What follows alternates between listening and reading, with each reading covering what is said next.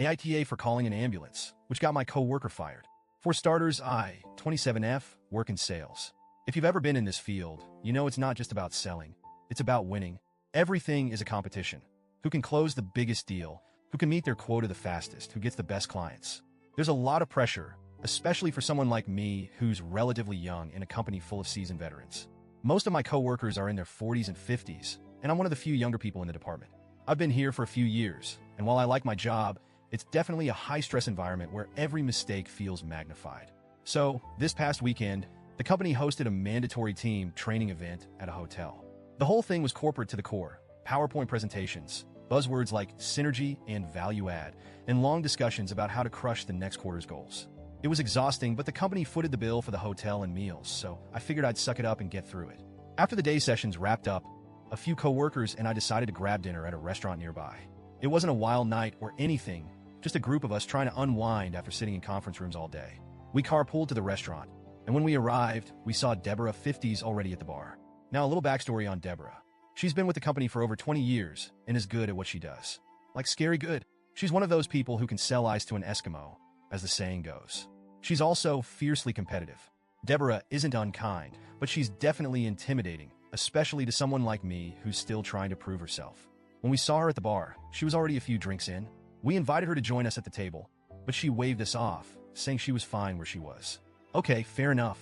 The rest of us had a nice dinner. I had 2 beers, nothing crazy, and we all kept the conversation light. But as we were finishing up and getting ready to leave, we noticed Deborah again.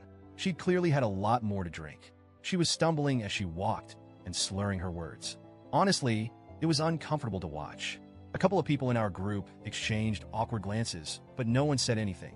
When we got outside, Deborah followed us into the parking lot and started rummaging through her purse. My stomach dropped when I realized she was looking for her car keys. I'm not one to get in people's business, but this was a clear-cut case where I couldn't stay quiet. Hey, Deborah, I said, trying to keep my tone light.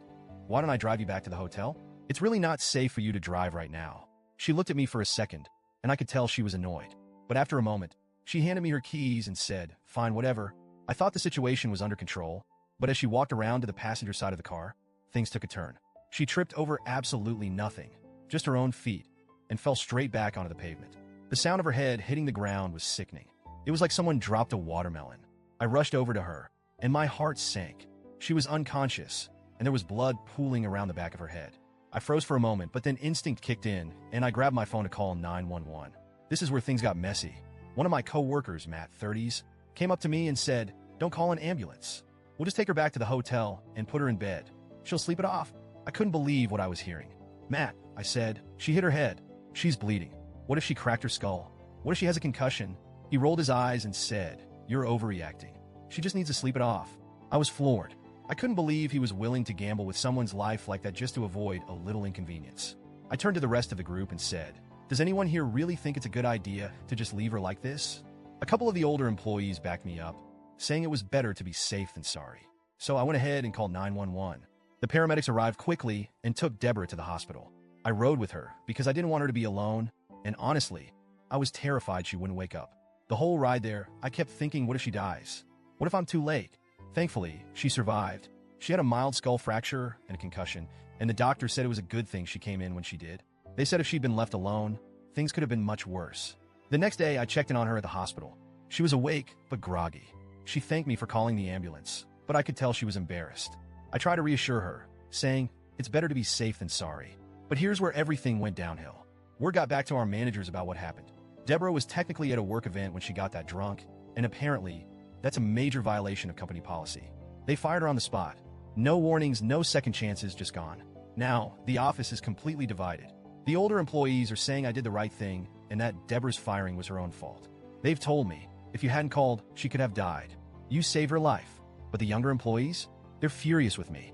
Matt, in particular, has been openly hostile. He's told anyone who will listen that I got Deborah fired on purpose to eliminate her as competition. Others have said I should have just let her sleep it off, and that calling 911 was an overreaction. I didn't call the ambulance to get Deborah fired. I called because she was bleeding from her head. I didn't even think about her job at the time. I was just trying to make sure she was okay. Now I feel like I have a giant target on my back. People are whispering about me, and I'm paranoid that every mistake I make at work is being scrutinized. I know I did the right thing in the moment, but the backlash has been brutal. So, Reddit, AITA for calling an ambulance and ultimately getting Deborah fired?